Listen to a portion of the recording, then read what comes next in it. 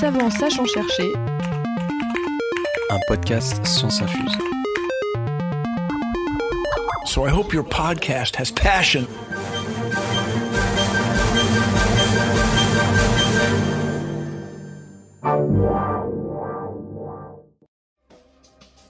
Bienvenue dans Savant sachant chercher, savant sachant chercher, savant sachant chercher, savant sachant C'est pas mal, c'est pas mal. Le podcast qui infuse la science. Les neurosciences étudient le fonctionnement du système nerveux et plus particulièrement celui du cerveau. L'œil humain peut être considéré comme une fenêtre sur le cerveau. Et dans cet épisode, on s'intéresse à un type de caméra qui s'inspire de l'œil, les caméras neuromorphiques. Ces caméras n'utilisent pas d'image et on les retrouvera probablement dans les voitures autonomes ou encore dans les prothèses rétiniennes. Vous êtes perdu ? Pas de panique, c'est normal. Installez-vous et laissez-vous science infuser. Pour en parler, nous sommes allés voir Alexandre qui est en 3e année de thèse et qui travaille avec ces fameuses caméras neuromorphiques. Les caméras classiques ne fonctionnent pas du tout comme l'œil humain. Or, le cerveau humain est très très performant et fonctionne très très très bien. Et qu'à ce titre, il faut s'en inspirer. Et faisons d'abord connaissance avec notre invité. Prénom, nom, Alexandre Marciro. surnom, Zboubidou. lieu de travail. Je travaille à l'Institut de la Vision, Qu'est-ce que c'est? un centre de recherche sur les maladies de la vue. Dans quelle équipe? Dans l'équipe qui s'intéresse aux prothèses, des solutions d'ingénierie électronique. Le sujet officiel de ta recherche? Des caméras inspirées de l'œil humain et l'ajout de la couleur à ces caméras. Le sujet de ta recherche lorsque tu veux briller en société? Application à la méthode d'épigénétique Brainbow des caméras événementielles neuromorphiques. Ok. Mais pour moi, tu brilles, tu claques en disant que tu fais des trucs très compliqués. Mais ça, c'est mon côté Alexandre Astier.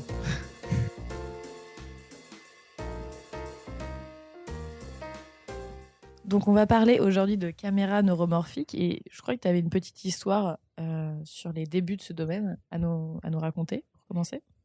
Ouais, donc il s'agit des débuts de la vision par ordinateur. Juste, tu peux brièvement rappeler ce que c'est que la vision par ordinateur ? Absolument. Donc En 2 c'est mots. ce que tous les humains font avec une grande facilité, qui est observer avec des yeux ou une caméra la scène qui nous entoure et essayer de comprendre ce qu'il y a dans cette scène. En particulier, où sont les objets, quels sont les objets, comment est-ce qu'ils se déplacent, et derrière adapter son comportement à cette information. On sait le fait qu'une machine soit capable de comprendre tout ça, quoi. Exactement. Ce qu'il y a derrière une caméra. Et donc du coup, au milieu des années 70, on est dans les balbutiements de l'intelligence artificielle. Donc on veut faire penser les ordinateurs. Et un professeur de l'université du MIT a l'idée d'exploiter au mieux ses étudiants en licence pendant l'été en leur proposant un petit sujet qu'il estime très simple. L'idée est justement de segmenter les objets d'une scène, c'est-à-dire trouver où ils sont dans l'image, et derrière les labelliser, c'est-à-dire comprendre qui est qui. Et 50 ans plus tard, on est toujours en train d'essayer de résoudre ce problème, Donc pas une mince affaire. il semblerait.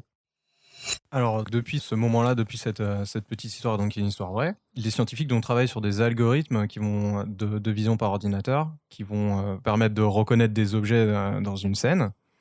Donc à l'époque, les scientifiques ont utilisé donc les caméras qui étaient disponibles, qui sont donc les mêmes caméras que pour le cinéma. Et donc elles sont basées sur un principe des captures d'images. Est-ce que tu peux nous en dire un petit peu plus sur ces caméras? Tout à fait. Du coup, une caméra classique marche comme un appareil photo rapide, c'est-à-dire qu'à intervalles réguliers, elle va capturer une image. L'intervalle régulier, c'est typiquement 50 fois par seconde. La caméra envoie à l'ordinateur une image de la scène qui se trouve en face d'elle. Parce que, comme le cinéma, par exemple, c'est 24 images par seconde. C'est ce qu'on entend à chaque fois. Bah, il y avait eu un grand débat au moment de la sortie de Bilbo le Hobbit, puisque pour la première fois, un réalisateur filmait en 50 images par seconde et pas 25, avec les puristes qui bien sûr le critiquaient, et puis de gens qui disaient que c'était en fait bien mieux. Mais oui, Et- c'est cet ordre de grandeur-là. Est-ce qu'on voit vraiment d'ailleurs la différence ? Je peux répondre, moi, parce que j'avais vu justement Bilbo le Hobbit à cette fréquence élevée. Et oui, tu vois la différence. Tu as une impression accrue de réalité. Un peu comme la première fois que tu as vu une télé en haute définition, que tu as l'impression que c'est trop réel. Oui, je vois. Ok. Et ça fatigue beaucoup moins l'œil pour la 3D. D'accord. Donc ce que tu viens de nous dire, c'est le principe des caméras qu'il y a dans les smartphones, les appareils photo, etc. Mais toi, tu travailles dans une branche parallèle de ces caméras, qui sont les fameuses caméras neuromorphiques. Est-ce que déjà tu pourrais nous dire ce que ça veut dire neuromorphique? Le neuromorphique, c'est l'idée d'imiter la nature, imiter les neurones. Et en particulier, les caméras neuromorphiques, c'est l'idée de s'inspirer du fonctionnement de l'œil humain. Mais alors, du coup, est-ce que tu peux nous rappeler brièvement comment fonctionne l'œil? Notre œil est muni de récepteurs, de photorécepteurs qu'on appelle les cônes et les bâtonnets, et qui transforment la lumière qui leur arrive dessus en impulsions chimiques. Suite à cette première couche de cellules, notre œil est muni de 4 couches de neurones qui font du calcul. Alors, attends, juste, ça, c'est où? C'est dans le fond Là, de on l'œil, est, c'est ça? Dans la rétine? là, on est au fond de la rétine. D'accord, donc on ne le voit pas, ok. C'est à l'intérieur de nos yeux. D'accord, très bien. Et du coup, la 4e couche de neurones à l'intérieur de l'œil a pour sortie le nerf optique, qui va transporter l'information jusqu'au cerveau, qui va se charger de compléter le traitement et d'effectivement nous permettre de voir. Ok. Et donc en quoi c'est ne pas travailler avec des images? Chacun de ces récepteurs, les cônes et les bâtonnets, sont très indépendants et ils vont prendre l'initiative, quand ils observent un changement dans la scène, de prévenir le cerveau, au lieu d'avoir le cerveau qui va leur demander à intervalles réguliers de capturer de l'information. Donc si rien ne change devant nous, il se passe rien. Enfin, il n'y a aucune information qui est envoyée au cerveau. Tout à fait. L'œil est silencieux, ne communique pas avec le cerveau dans ce cas-là. D'accord. Comment, enfin c'est peut-être une question bête, hein, mais comment t'expliques qu'on arrive à voir un paysage du coup? Parce que le paysage ne bouge pas. Alors, il s'avère que lorsqu'on regarde quelque chose, on déplace nos yeux à travers ce qu'on appelle des saccades. Et même quand on regarde précisément un point, nos yeux continuent à vibrer, ce qu'on appelle des microsaccades. Et là encore, c'est des phénomènes qu'on ne comprend pas entièrement, mais il semblerait qu'ils jouent un rôle important dans notre capacité à capturer l'information lumineuse. D'accord, tu veux dire que puisque ça ne bouge pas, c'est nous qui le faisons bouger avec des saccades. Tout à fait. Tu nous as expliqué comment fonctionnait l'œil, qui a effectivement donc la partie qui est plutôt capteur et après une partie traitement. Donc par rapport aux caméras que tu utilises, les caméras neuromorphiques, c'est basé sur le même principe du coup, c'est ça? Donc c'est une version simplifiée de ce que fait l'œil. Mmh. L'idée est d'avoir des pixels qui vont jouer le rôle des photorécepteurs, qui D'accord. vont eux aussi observer et convertir l'information lumineuse, cette fois-ci en électricité. Sauf que derrière, contrairement à une caméra classique qui se contente de stocker cette information et de l'envoyer sous forme d'une image, chacun des pixels est muni d'un petit circuit qui va comparer la luminosité qu'il observe actuellement à la dernière luminosité qu'il a enregistrée. Et si jamais il observe un changement pertinent, il va envoyer une information, non pas à un cerveau, mais à un ordinateur, qui va se charger de faire plus de traitements. Et ça permet à la caméra d'envoyer de l'information que lorsque la scène change, que lorsqu'il y a un événement. C'est pour ça qu'on parle parfois de caméra événementielle. Donc j'imagine aussi que c'est moins énergivore qu'une caméra classique. En effet, si on se place dans une scène fixe, statique, où il ne se passe rien, la caméra classique va continuer à consommer énormément d'énergie pour produire 50 images par seconde. Ouais. Là où la caméra événementielle, dans la mesure où il ne se passe rien, ne va pas consommer d'énergie puisqu'elle n'aura rien à envoyer à l'ordinateur. Donc, par exemple, une caméra neuromorphique qui serait une caméra de surveillance dans un parking, ça donnerait quoi? Heu, rien, rien, Il faut cet c'est-à-dire que, exemple, si on venait à afficher l'information envoyée par cette caméra tant que rien ne bouge dans le parking, elle n'enverrait rien, Ouais, donc tu on aurait un passerais écran rien. noir sur Ouais. l'ordinateur. En revanche, dès lors qu'une voiture va traverser la scène, la caméra va nous envoyer des informations comme quoi certains pixels ont changé et va nous envoyer, les nouvelles valeurs associées Donc à ces là, pixels. donc juste l'information du mouvement en fait. Absolument, et d'ailleurs, c'est un des gros avantages de ces caméras, elles nous aident à facilement extraire l'information. Avant qu'on te demande vraiment un exemple d'application concret d'aujourd'hui de ces caméras neuromorphiques, Mmh. on va te faire une petite rafale de questions. Donc très rapide, il faudra répondre soit par oui, soit par non, soit par une phrase très courte. OK. C'est sur les caméras neuromorphiques. C'est gros? Non, comme une webcam. C'est cher? Oui, de l'ordre de 4 ou 5 000 € pièce. Est-ce que toutes les caméras seront remplacées du coup par des caméras neuromorphiques?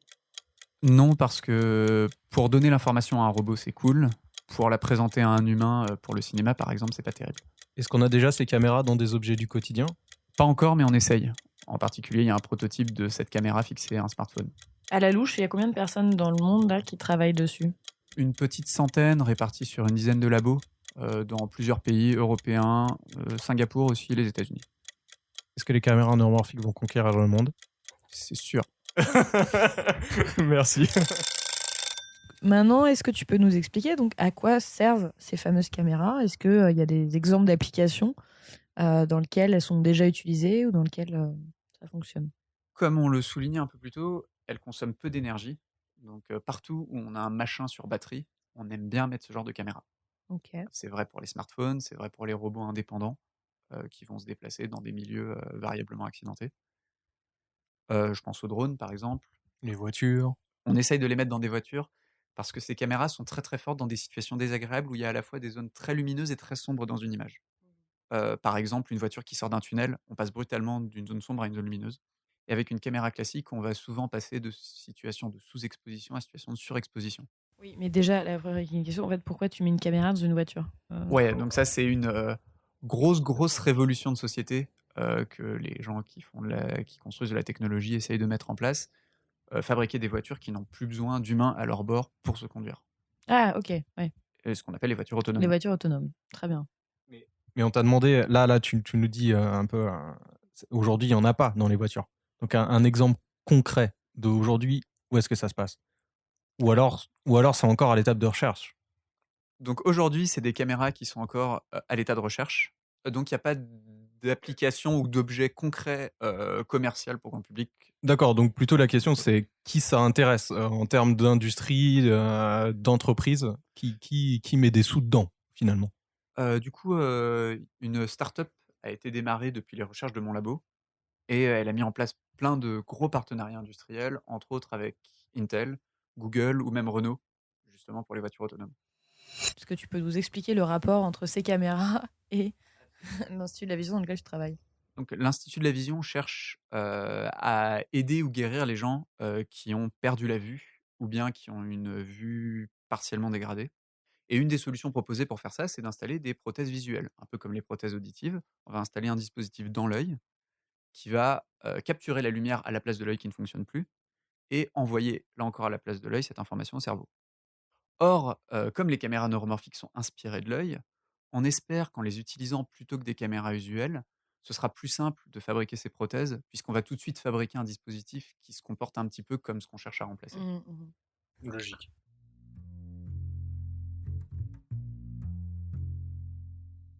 Alors, qu'est-ce qui, toi, t'intéresse dans ce domaine?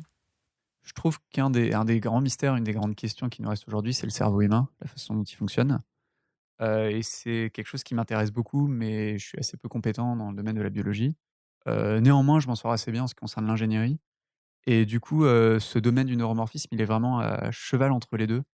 Où il me permet d'aller faire, ce que je sais faire en informatique, en électronique, mais avec derrière cette question sous-jacente de comment ça marche, comment est-ce que nous on fonctionne, qui me fascine.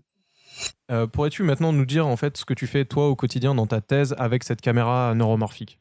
Une chose qu'on n'a pas précisée jusque-là, c'est le fait que, les caméras neuromorphiques actuelles capturent uniquement des niveaux de gris. Elles n'ont pas de notion de couleur et mon travail, c'est d'ajouter la couleur aux caméras neuromorphiques. Mais alors, dans quel but d'ajouter la couleur? Alors par exemple, avec les voitures autonomes dont on parlait un peu plus tôt. Ouais. Il se trouve que dans nos rues, on a beaucoup de panneaux de circulation qui utilisent énormément de codes couleurs pour être plus faciles à reconnaître. Ou par exemple, des feux rouges ou verts qui nous permettent, Je sais pas, nous j'ai pas humains. mon code, je suis parisienne. Excuse-moi, reprends. Il y a pas de mal. Du coup, dès que tu auras ton code, tu sauras que d'un coin de l'œil, on arrive à reconnaître un feu rouge d'un feu vert, ce qui nous permet de très vite prendre des décisions. Par conséquent, pour qu'une caméra neuromorphique puisse bien fonctionner sur une voiture, il faudra qu'elle puisse elle aussi exploiter cette information. Puisque justement, il n'y a pas d'humain derrière le volant et il faut que la voiture puisse se déplacer en milieu urbain OK. comme si un humain la conduisait. OK. Toi, pour tes recherches, tu as créé un nouveau capteur pour ça? Non, parce que créer un nouveau capteur, c'est très coûteux et ça prend beaucoup de temps.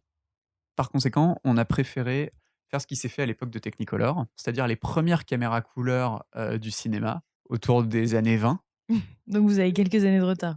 Un petit peu, oui, malheureusement. Voilà, et qui consiste à mettre 3 caméras derrière des filtres colorés, un rouge, un vert et un bleu. Et derrière, on va venir fusionner l'information qui sort des 3 caméras pour reconstituer de l'information couleur. OK. C'est d'ailleurs un des grands défis de cette recherche. Il y a eu beaucoup de travaux qui ont été faits avec des caméras usuelles. Et du coup, il faut qu'on rattrape ce retard pour montrer que nos caméras arrivent à faire aussi bien que ces caméras, alors qu'elles ont 30 ans d'avance sur nous. OK, et juste ça marche mieux avec la couleur ou pas, alors? Ça marche mieux que sans pour nos caméras, mais on n'arrive pas encore à le faire fonctionner aussi bien que les caméras usuelles. Et du coup, on continue à pousser les efforts vers l'avant. La question d'Adrien. Donc si j'ai bien suivi, il y a encore beaucoup de choses à connaître sur l'œil et on a fait beaucoup d'hypothèses pour créer ces caméras.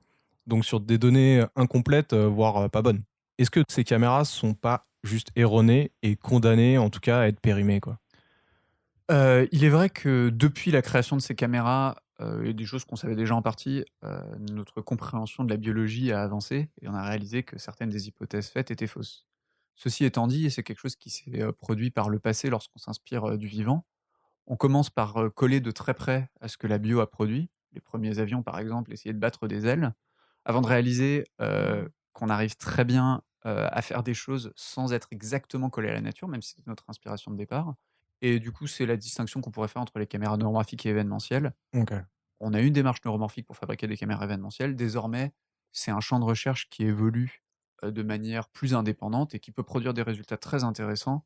L'important, c'est que ça marche, quoi. Ouais, un petit peu. OK. La question de l'or. Tu nous disais que les données qui sont transmises à la caméra sont seulement les événements qui changent dans la scène filmée. Mais par exemple, si on met une caméra embarquée dans une voiture, le paysage, il change tout le temps. Donc beaucoup de données sont envoyées à la caméra, ce qui est énergivore. Donc est-ce que là, on perd pas l'un des avantages par rapport à une caméra classique? C'est un des gros soucis, à mon sens, aujourd'hui, avec les caméras événementielles. Dès que la scène change énormément, on produit des quantités colossales d'événements, et on a parfois du mal à les traiter en temps réel, même avec des ordinateurs puissants. Les gens ont plusieurs idées pour résoudre ce genre de problème. L'une de ces idées, c'est s'inspirer, là encore, un petit peu de ce que fait l'œil, qui régule probablement le flot d'informations en fonction de la quantité, qui arrive, depuis la scène. Ok. Le génie de la lampe.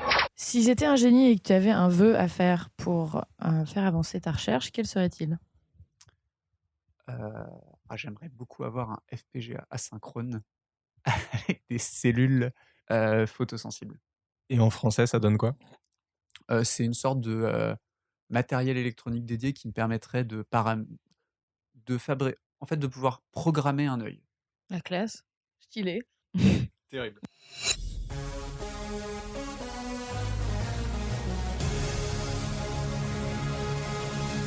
On va faire un petit voyage dans le temps avec toi, si tu le veux bien. Premier saut dans le temps, pas bien loin, juste hier. À quoi ressemblait ta journée? Je me suis levé vers midi.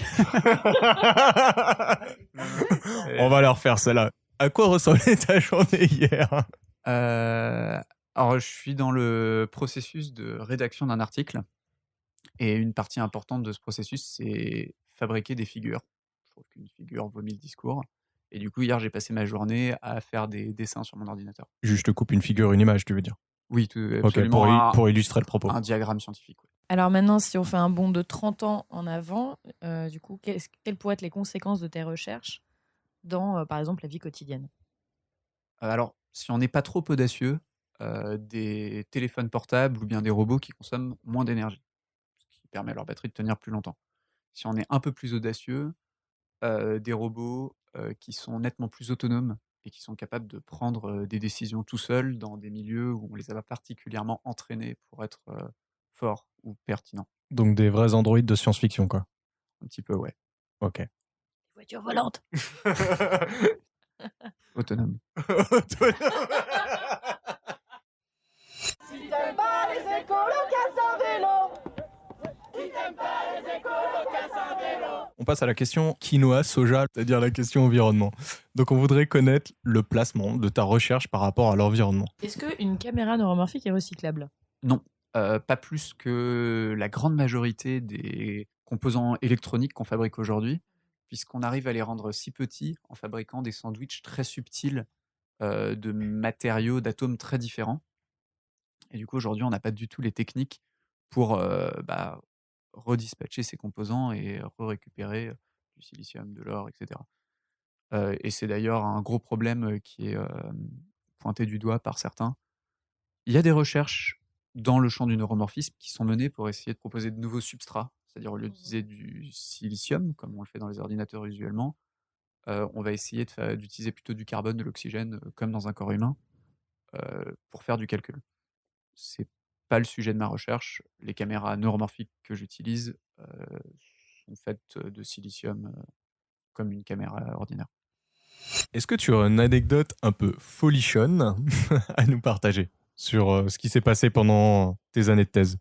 L'été dernier, je suis parti en conférence aux États-Unis, ce que les chercheurs ont l'opportunité de faire, de manière, plus ou moins régulière et la conférence que je suivais se tenait dans une petite ville au fin fond des États-Unis, dans les montagnes, la nature, très, très sympathique. Ceci près qu'au milieu de la première semaine, en sortant du supermarché, je suis tombé nez à nez avec un ours qui cherchait à manger. Ok.